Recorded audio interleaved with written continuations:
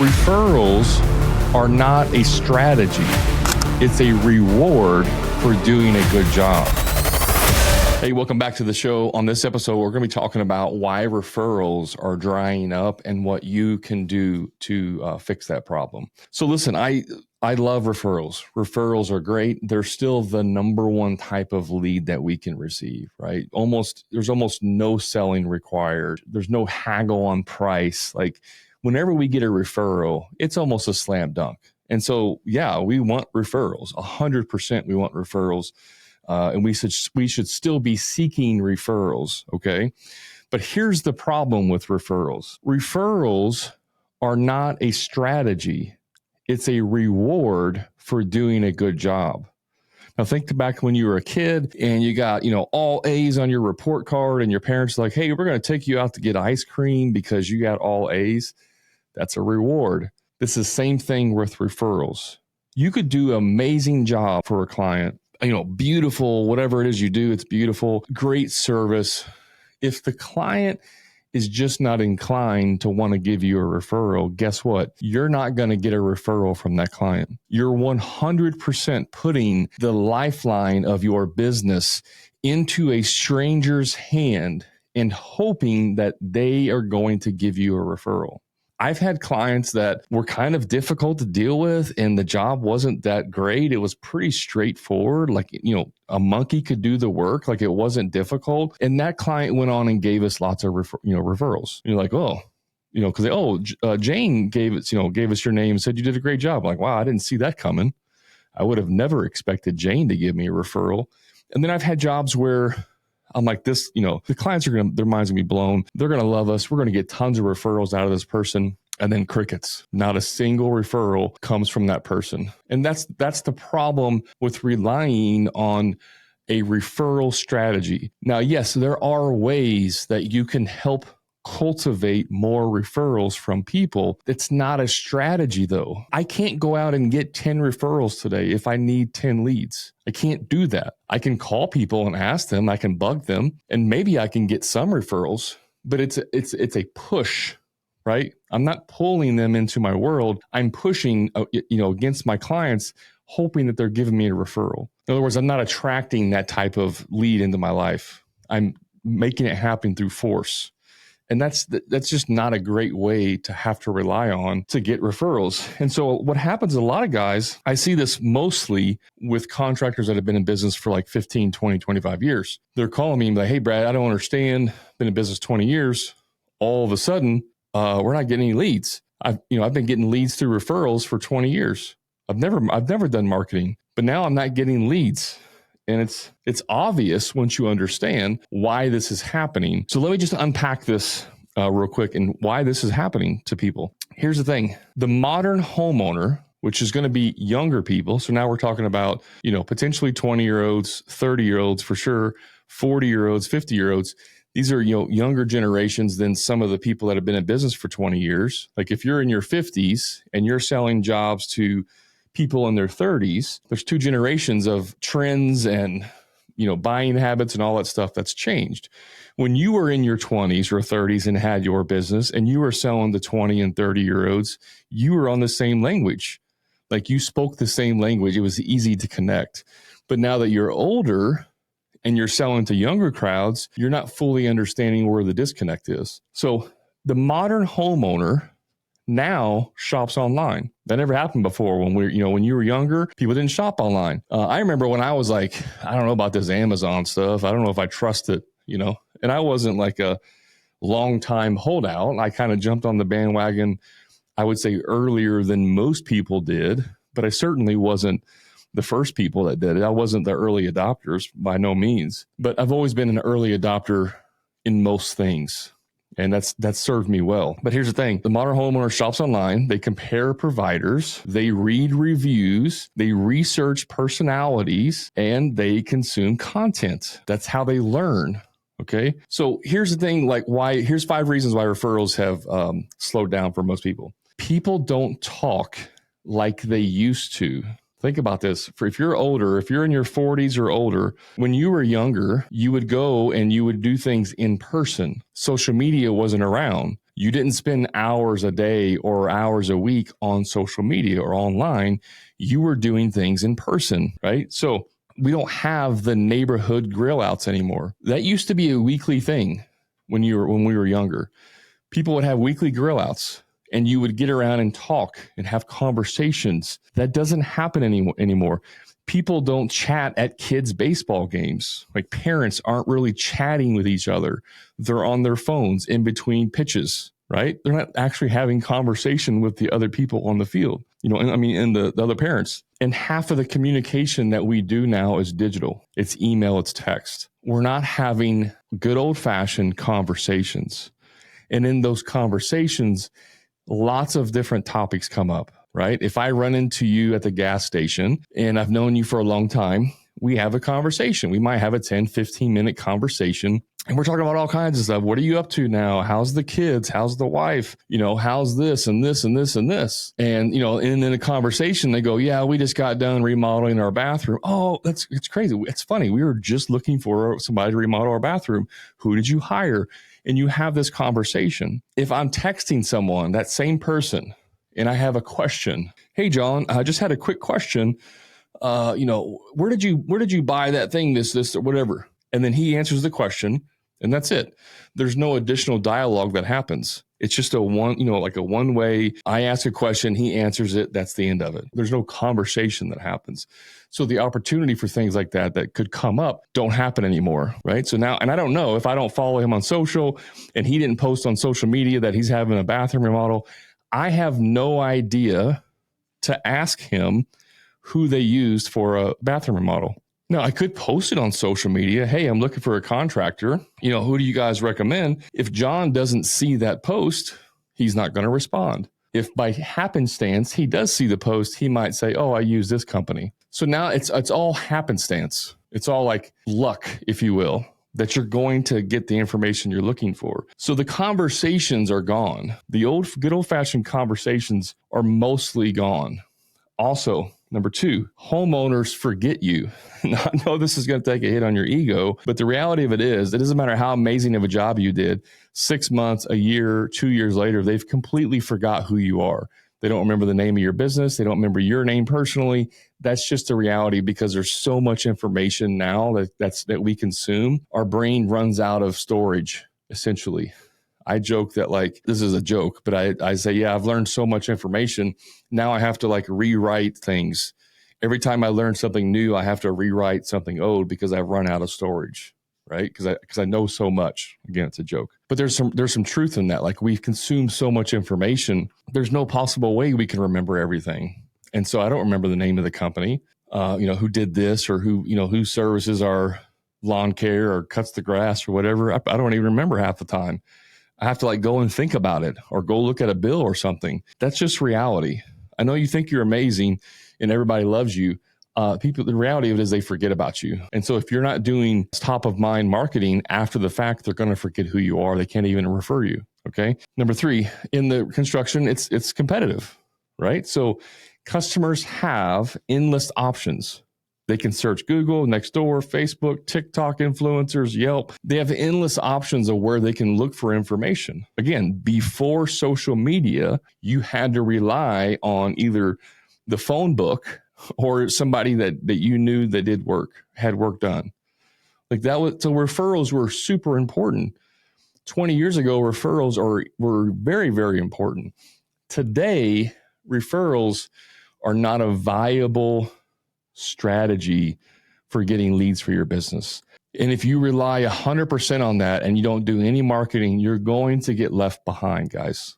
Guaranteed, you're going to get left behind. Number 4 reason, the 4th reason, homeowners are distrustful, right? They've heard all the contractor horror stories. They know that people are shady. Even just yesterday on TikTok, I saw a guy that was duetting a video about another contractor marking up materials. And then he responds like, this is exactly why people don't trust contractors, because they're all trying to mark up money and blah, blah, blah, blah, blah. First of all, his opinion is wrong. Okay. Like the guy that was recording the video, he's 100% wrong. But the truth of it is that homeowners will watch that video and then be like, yeah, that's right. Contractors are trying to screw everyone. You and I know that most contractors are the ones getting screwed. Right? We know that.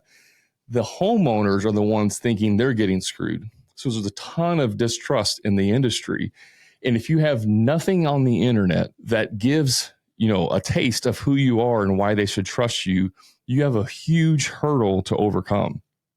If contractor A has 500 pieces of content and lead magnets and blog posts and all of this education content about construction, all this, he is the expert. He is seen as the expert. And then there's you who does great work, but you have zero content online. So essentially you don't exist online. Who do you think gets the eyeballs? I can tell you right now, it's not you. It's the guy doing the education content. Okay. It's just a requirement. I mean, even in my group, there's guys that are like constantly like, man, I don't want to record video. I don't want to be on video. I hate that stuff. It's stupid. I don't want to do it. I'm like, I hear you. I get it. You still have to do it. Either you want to win or you don't. And if you want to win, you're going to do what's required of you in order to do that. And that's just how it is. As the marketplace shifts, you have to shift with it or you will be left behind. Okay. And number 5 reason is because you don't stay top of mind. This is the same as they forget you, but you're not doing any marketing after the fact to stay top of mind. You're not sending out, holiday cards or emails or a newsletter or, a gift card on their birthday or whatever it is. You're not doing anything. So you don't stay top of mind for them to want to refer you, to somebody else. The main thing here is like, when I saw this, it just like clicked in my head. Referrals are a reward. If you do a good job, you get a referral. But the thing about that is it's 100% subjective. You could do a good job, but if the client doesn't think you did a good job, or you didn't do a good job in the way that they wanted you to do a good job, they're not going to refer you. And it absolutely blows my mind that people want to put all of their lifeline, not just their business, their family. They're trusting the livelihood of their kids. You're trusting the livelihood of your kids to a complete stranger to recommend you. And you think that's a viable strategy to grow and scale your business. Now, I always get pushback on this. I always get the contractor. Oh, I've been in business for 100 years and I've never, advertised one time. I don't make any videos. I don't do anything. People just call me because they know I do good work. That's going to end eventually. It will end, but good for you because you were established over a period of time. If that same person started a business today, they would go out of business because they're basically in legacy mode where they've got enough referral, enough clients over the years that they can get enough referrals.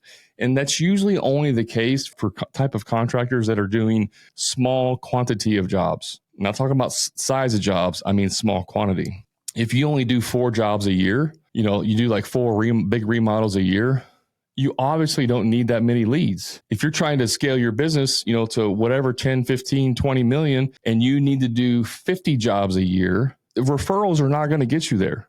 It's no way. It's not a strategy. It's not going to work. I promise you. You have to be able to turn leads on and off. And that's where the disconnect is between those guys who are like, I've never, advertised a day in my life. It's because you're not living in that world of trying to scale your business. And there's always going to be exceptions. You have some weird trade and you're the only person, in 3-state area that does that. And it's in high demand. Of course, you're going to have tons of business, but that's not the same as the guy who's starting a remodeling business or a deck builder or a landscaper. And there's 20 other people that do the same thing. It's not the same. You can't compare those. That's the people that always want to argue with me that they don't have to advertise. I have lots of clients that have been in business for 20, 25, 30 years, and their leads are drying up. That's why they reached out. And that's the reason why. So here's the ugly truth about referrals. Referrals dry up whenever you don't educate your clients, when you don't follow up with your clients, when you don't create content, when you don't ask for reviews, and when you don't automate communication, right? You basically are invisible. Some of you don't even have vehicle wraps or any kind of lettering on your vehicles. You're invisible. You're completely invisible. You have to go out there and like a loud stereo, blare into the world who you are. And I understand for some people, it seems kind of egotistical and it's just not you because you're more of an introvert and you don't like being seen and you kind of want to, be under the radar and just do good work. And unfortunately in business, it doesn't work like that, guys. It just doesn't. You have to get out of your comfort zone. You have to market your business. It's not an option. It's a mandate. It truly is a mandate. Okay, let's keep going. When we rely on referrals as a strategy, here's what we're actually doing. We're actually gambling. I mean, that's really what we're doing. We're gambling our entire lives that someone's going to refer us. Okay, you might get 3 this month. You might get 2, the next month, and then you might get 0 referrals for 2 months. Like there's no way to scale that. There's no way. You can't. That's the roller coaster ride. I see this all the time in the Facebook groups. Hey guys, has your guys' lead slowed down? It's been really slow here the last 3 weeks. We haven't got a single call in 3 weeks. That person is doing 0 marketing. Guarantee it. They're relying on referrals. And again, it's not a strategy. It's like a leftover thought. Too many of you think if I build it, they will come. If I'm a great craftsman, they will come. No, they're not. They're not. It's not going to happen for you. You see this every day with restaurants. A brand new restaurant opens and 6 months later it's out of business. Why? Because they did 0 marketing. They thought as long as they had the location open, then the word of mouth would tell everyone, hey, you got to go try out this new barbecue place. It's amazing. It doesn't happen like that. And then they go out of business because they had 0 marketing strategy. In restaurants, kind of if you want to call it the pinnacle of marketing or business plan, rather, when you open a restaurant, is that you should have a 2-year marketing strategy and budget. You should have the first 2 years of your marketing planned out and have the money allocated for that. And the reality is a lot of mom and pops open up and they don't have any marketing budget. They put all of their money into the infrastructure in the building and they put 0 into marketing and they think that's going to work. It doesn't. They go out of business. It's the same in your business. You have to have a marketing strategy. Referrals are not it. So what happens when you only rely on referrals? Here's what happens when you only rely on referrals. Hey, just a quick time out from the show. If you're a frustrated contractor who's dealing with low profit margins, stuck working on the tools every day, or doing free estimates for people who are never going to hire you in the first place, I invite you to my private contractor community, the Profit Club, where contractors just like you are adding 2 to 3 times more profit each year without producing any more jobs and finally getting completely off the tools to never do another free estimate again. So if you're ready to increase your profits, stop doing free estimates and get off the tools, then all you have to do is click the link in the show notes to learn more about the Profit Club and see how I can easily 2 to 3 times the cash in your pocket, give you a proven sales process that will convert more jobs with ease and get you off the tools once and for all. And the best part is you can do all of this without having to produce more jobs than you currently are. Click the link to learn more. Now let's get back to the show. You can't scale because you can't make it happen. You can't make leads happen. Your pricing usually stays low. You don't take any, or you take any job you can get because, no referrals for 2 months. Lead comes in and they want you to build a patio and you've never done it, but you typically do kitchens. It's like, well, I got to do something. I got to put food on the table. Let me take this patio job. I'll figure it out. And then you lose your ass on it because you've never done it before. You accept bad customers. See, this is the thing that most people don't even think about. Referrals are great. Yes, they are. But whenever you don't get referrals and then you get a lead, somehow they saw your truck or whatever, but it's a bad referral. I mean, not a bad referral. It's a bad customer. You take the job anyways because you're desperate. So you open yourself up to taking jobs you shouldn't be doing and working for people you shouldn't be working for. You can't niche down because you're relying on it. Well, Brad, he remodeled our kitchen. I don't know if he does room additions or not. You might want to give him a call. So they call, hey, do you do room additions? In reality, no, we don't. We don't do room additions. But today I do because I need a job. Yeah, I can do a room addition. And then that person may refer you to someone else to do a room addition. And then all of a sudden you have like 5 room additions. But you don't have your system set up for that. You're not optimized for room additions. And so you kind of you don't make any money because you're not optimized for it and you can't niche. And then the kitchen leads dry up because you're not marketing. So now you think, well, man, I got to get into room additions because that's where all the leads are coming from. It must be a new thing is room additions, that everybody needs a room addition. They don't need kitchen. That's not, no. What's happened is you haven't done any marketing. I don't care what you do. You can go out there and market it and do it. There's always people looking for that service. The reason why you're doing so many different services is because you're just like a fart in the wind. You're just whatever comes your way is what you have to do. And so that's because you're relying on referrals. You can't raise your standards and you become desperate, right? Whenever you are the best kitchen remodeler in your town and you've perfected your systems and your standard, now you can charge whatever you want. Now you have people lining up, begging you to come do their job because you're the best, because you've set the standard. That's very difficult to do when you only rely on referrals because you don't have, supply and demand. If there's 20 people that want you to do their kitchen and you can only do 5 a year or whatever, there's a huge a huge demand. And so now you can increase your prices. So that's kind of what happens when you only rely on referrals. Referrals create slow growth. I experienced this myself. I did a lot of marketing. I did, but it was about 5 to 6 years into my business before I had enough market share to where organically I was getting leads, not referrals, leads through Google and past clients and, seeing the vehicles and all that stuff. Facebook, social media, like before that stuff started working organically, it was about 5 years. Now today, that's probably a little bit shorter timeline because of how much people rely on social media. But back in 2009, when I started, it was still, people weren't having websites. There wasn't social media.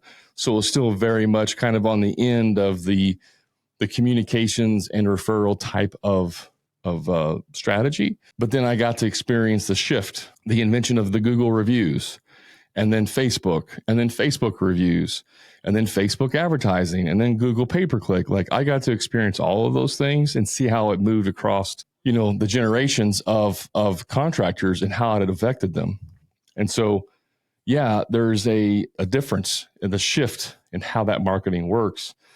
And so it's a slow growth. It's slow when you only rely on referrals. If I wanted to go out and scale and I know I'm only getting 2 referrals a month and I need 10 leads a month to scale to the next level, the only way I can do that predictably is with paid ads. That's it. That's the only predictable way I can do it. And then once I know what that cost is, then I just know I need to spend more money, right? So if I spend, let's say $3,000 a month and I get 10 leads, then if I want to get 20 leads, I can spend $6,000 and get 20 leads. That's the predictability of paid ads. Now it takes a minute to get there. You don't just start running ads one day and then you're getting leads. There's an education process through that, but it is predictable.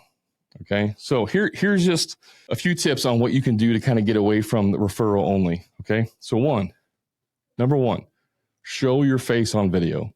Pick a medium, pick Facebook, Instagram, TikTok. I don't care what it is, YouTube, just pick one, put your face on video and make some content. People want to see the owner. They want to see who you are. They want to humanize the business. This is why in the last probably 5 years, it's kind of gotten away from it now. But about 5 years ago, and then the previous 5 years before that, putting your face on the website was a good strategy because it humanized your business. It made it seem like you were a local. And a lot of you are local, but I'm just saying it humanized it and made like, oh, that's the owner. It's not just some franchise or some random person I never met. So humanizing the business is always good. So show your face on video. Also put your employees on video. That's a big thing for some guys. Educate through social media. Create education pieces. One video I did that was a huge success, and this was a long time ago, but the number one, because we did some service work too, the number one service call that we would get was rotted door jambs. You guys know the bottom of the door jambs, exterior doors, they rot out because they don't get caulked regularly. They don't get painted. Water sits on the seal, rots it out from the inside up and out. And that was the number one service call that we would get all the time, rotted door jambs. So I made a simple video and I said, I'm recreating this video. Hey guys, I want to share with you today the number one service call that we get and how you can prevent this from happening. And then we would pan the camera down to a rotted door jamb. Rotted door jambs are the number one service call that we would get. And the reason why this happens is because you're not doing regular maintenance on your house. You should be checking at least once a year all of your exterior doors and windows to make sure they're properly caulked and that they're painted. Over time, the caulking will fail, the wood and the paint fails, and then it exposes the raw wood. Water comes in underneath, it soaks it up like a sponge, and then it rots it from the inside out. And by the time you see evidence of rot, it's too late. So the easiest thing you can do is just check your homes once a year, walk around, check all your doors and windows, and make sure they're caulked and painted. That's it. That's the whole video. That video got a crap ton of views. It got shared, comments, because it was such a prevalent problem for people. And that's all you got to do. In that video, am the expert on door rot now. What do you think happened in that video? What do you think people did?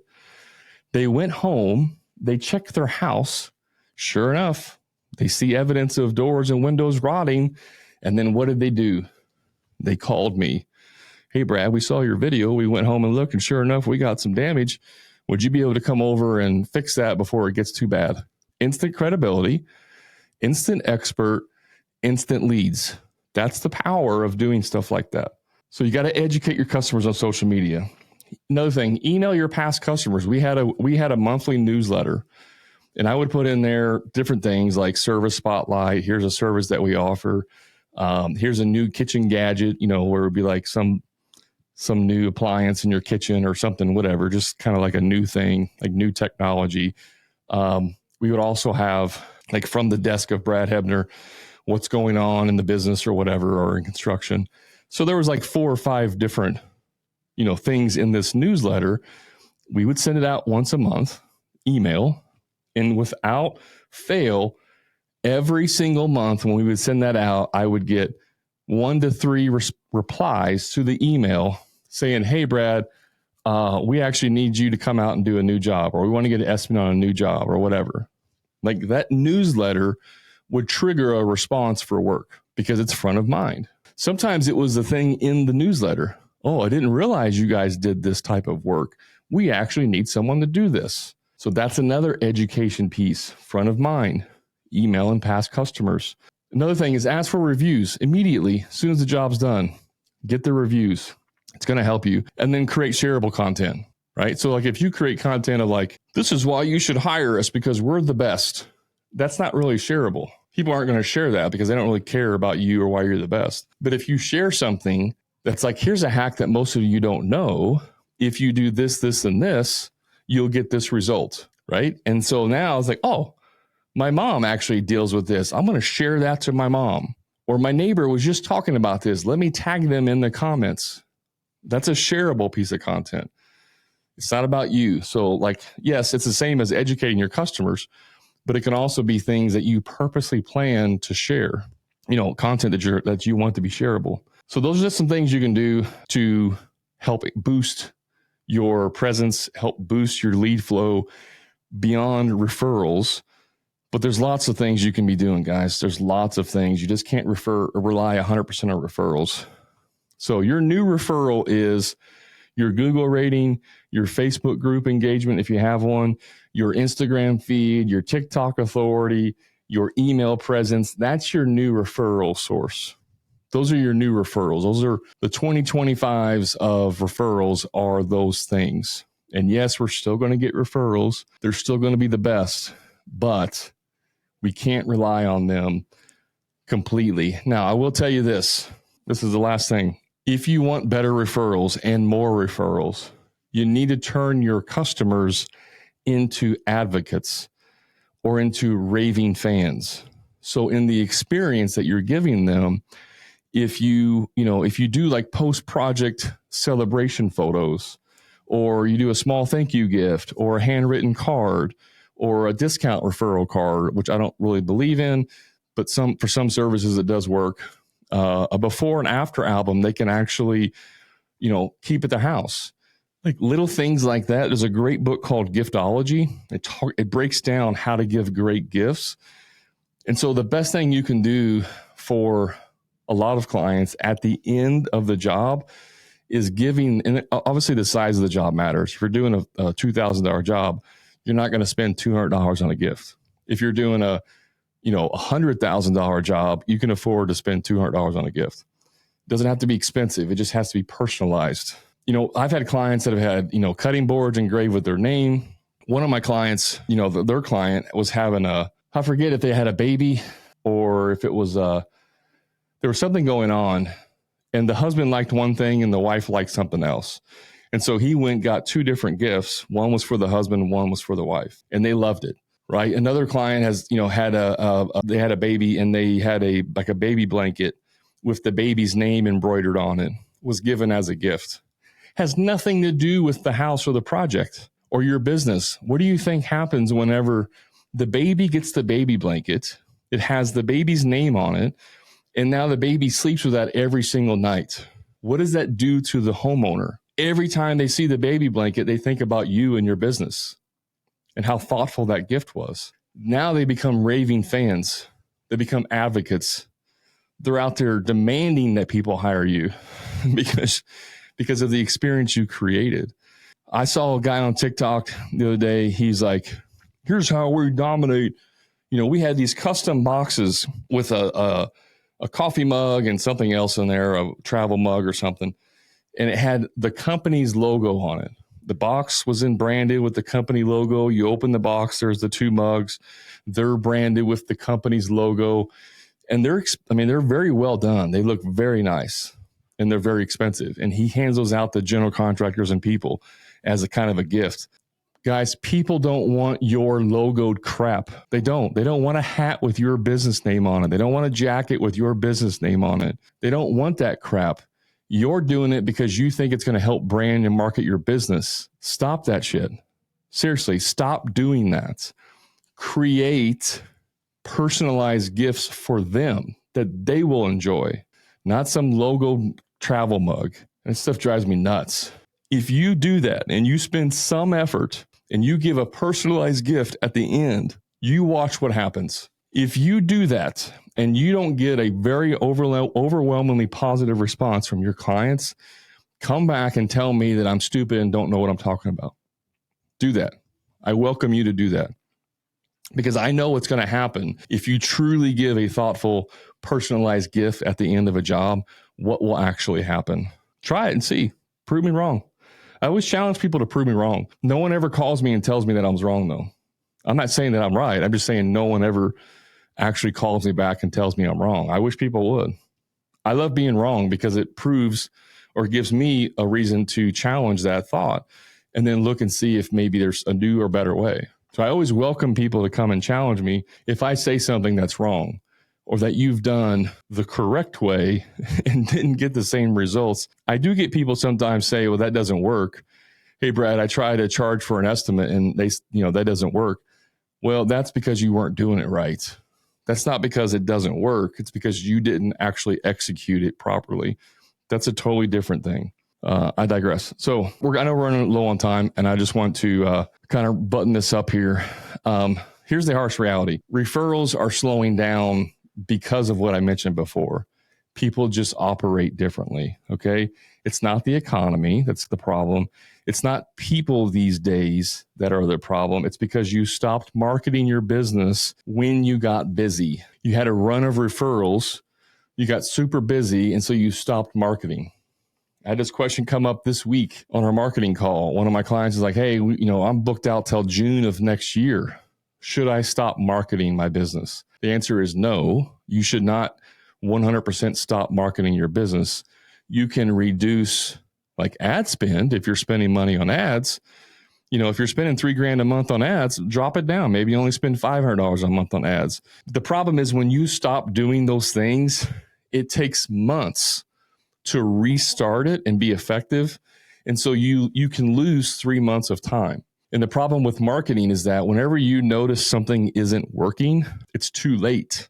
It's already not been working for a couple months. And so you start new marketing, it takes 3 months, and now you've gone 5 months with no leads, and now you're kind of screwed again. So don't ever stop your marketing. Just reduce the effort until you kind of start catching back up, and then you can turn that back on. So that's my recommendation for that.